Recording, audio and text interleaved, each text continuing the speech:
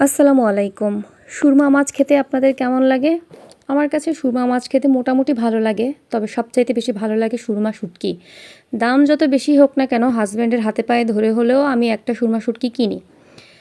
তো এখানে হচ্ছে এই মাছগুলো আমার ফ্রিজে অনেক দিন ছিল। কি করব, কিভাবে রান্না করব ভাবতে ভাবতে ইউটিউবে খুঁজে পেলাম সুরমা মাছের কাবাব। তো এখানে ফ্রিজে 4টা মাছ ছিল। আর অনেক দিন ফ্রিজে থাকার কারণে মাছগুলো একটু কেমন যেন শুকনো শুকনো হয়ে গেছে। তো আমি ওগুলার পেট টেট ভালো মতো কেটে ফেলে দিয়ে আমি সেদ্ধ করে নিয়েছি প্রথমে। এখানে মাছের চামড়াটা উঠানোটা একদম সহজ, দেখতে পাচ্ছেন ছুরি দিয়ে জাস্ট আস্তে আস্তে আলতো করে ঘষা দিলেই উঠে যাচ্ছে। মাছগুলোকে কিন্তু আমি অল্প সেদ্ধ করেছি। মাছগুলোকে আমি 10 মিনিটের মতো সেদ্ধ করে নিয়েছি। আমি ভেবেছিলাম হয়তো হতে একটু সময় লাগবে, পরে দেখলাম যে মাছ হয়ে গেছে।